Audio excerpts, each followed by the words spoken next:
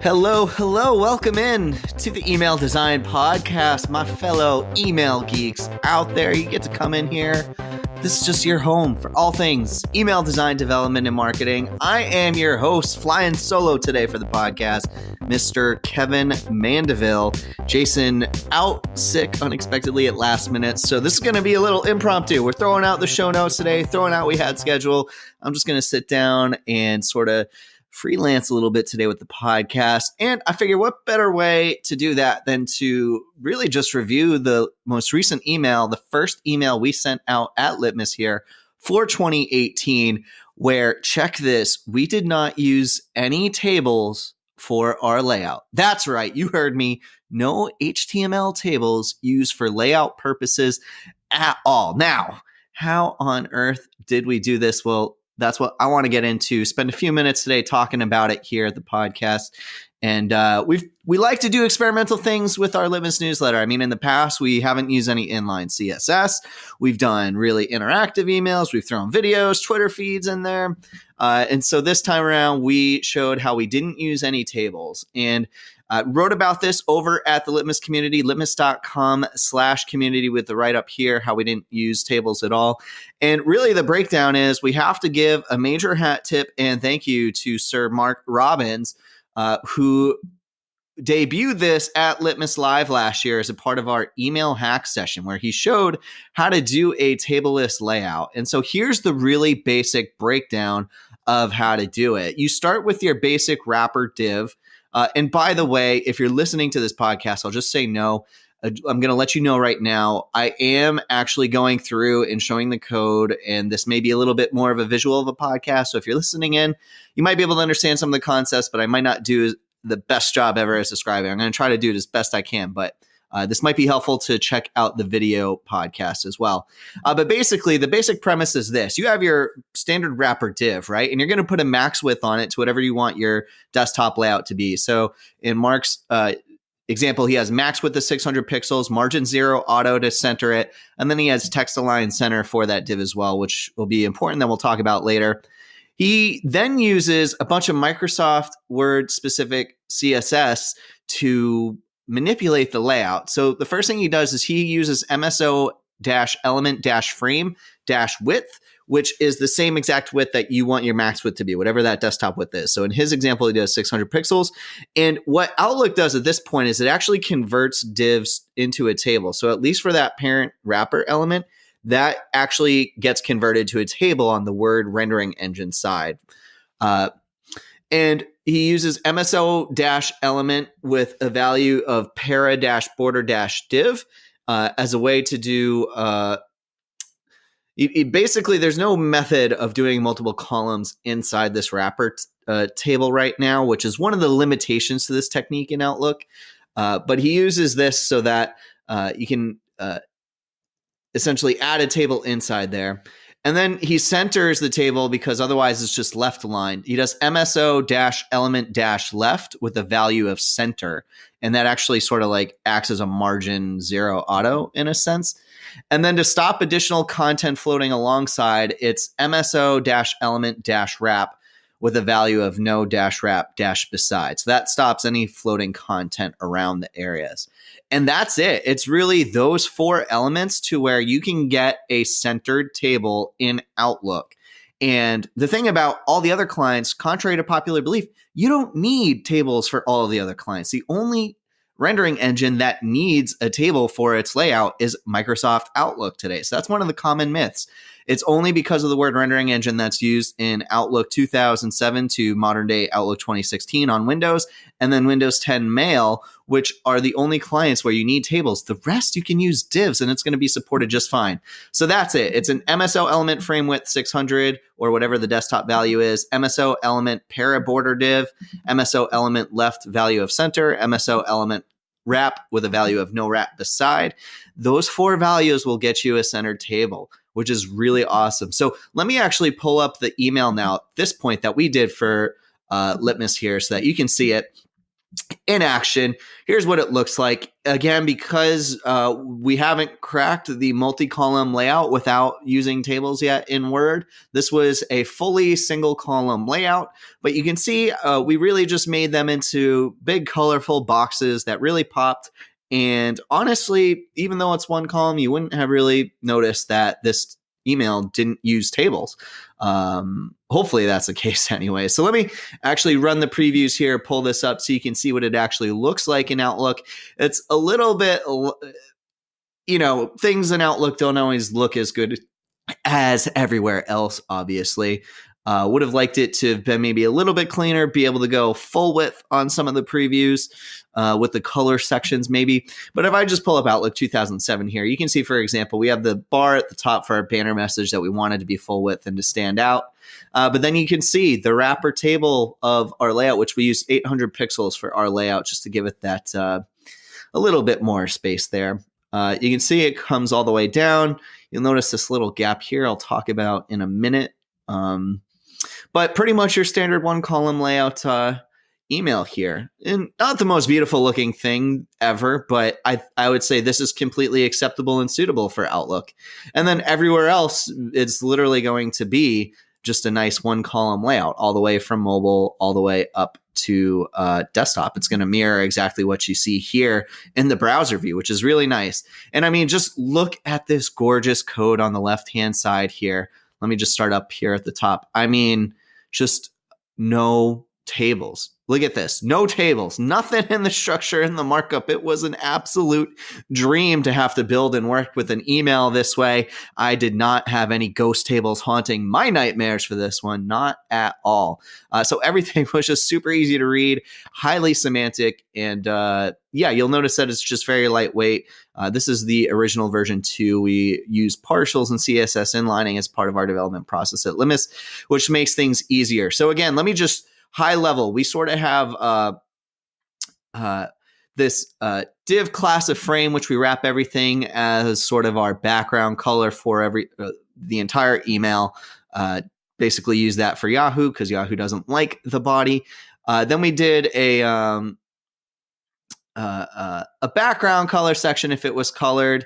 And then nested inside of that div would be our wrapper for each and every section. So you'll notice if I collapse this down, you'll notice we sort of have, a div with our spacing added when there is no color, just a solid sort of gray color background. And then there would be the wrapper inside of everything nested inside there. That's kind of the entire convention that followed all the way through.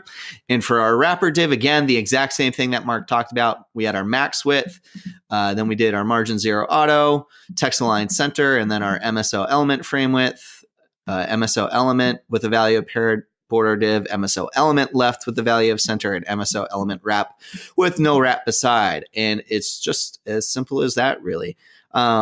Again, max width, it's going to be supported everywhere else. So is margin 0 auto. And we didn't have to worry about fixed widths because it's kind of mobile first, right? There's no set width here. So it just takes up 100% for mobile. And then it just gets constrained by the max width here. And we didn't have to use ghost tables at all because we use this one column sort of MSO hack. So I guess the things I wrote about and the things I mentioned in this community article here, again, this technique, it only works with one column layouts. We weren't able to crack multi-column support without tables.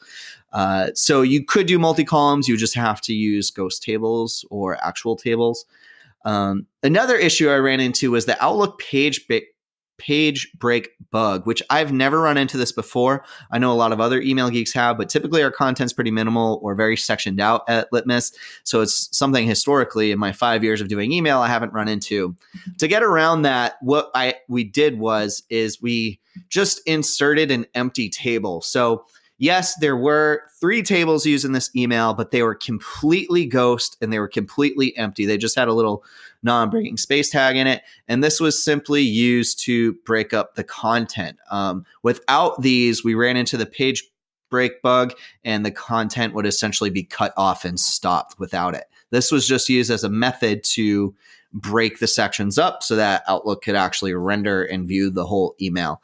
And that's what, when you come in and look at the previews, that's what these tiny little gaps shown inside of it. I haven't really had experience before in trying to hide a table in Outlook that's empty. So I want to explore that. I also was just kind of up against the deadline and wasn't expecting to run into this bug. So I just threw it in there and just lived with these tiny little gaps in a few places for the email and said, okay, whatever. It's not breaking the email. It's not a big deal. So let me know if you know of what would be even better, a CSS way of solving this page break bug, or if there's a better way than what I'm just doing of just using a style or inline styling, a font size, height, and align height of 0 of how to like hide this empty table cell. And let me just show you, what the actual compiled, like what the process rendered HTML looks like on that Outlook side. You'll see when I actually pull it up here, the reason is because it uses at the very top, it converts this wrapper table. You'll notice,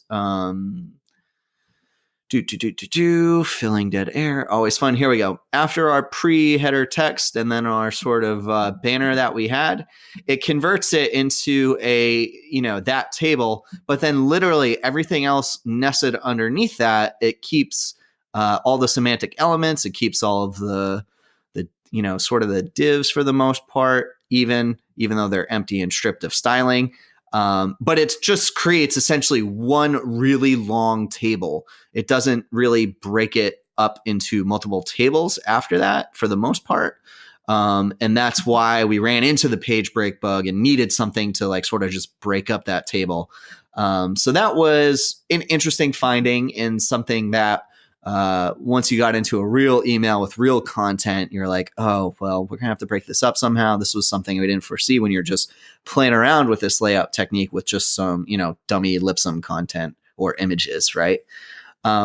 Another frustrating thing I ran into is that I didn't find many methods to control horizontal or vertical spacing. So in a traditional table structure, there's a lot of word-specific CSS, and you have that hard shell of table cells to control the padding and the margins, right? Everything's very structured and very shelled up for you to target different points for spacing. But one of the things that I found with this is that the traditional hacks that I like to use, which, by the way, Stig has a good repository of all of these if you aren't familiar with them. But you can do MSO-padding-alt or MSO-margin-alt.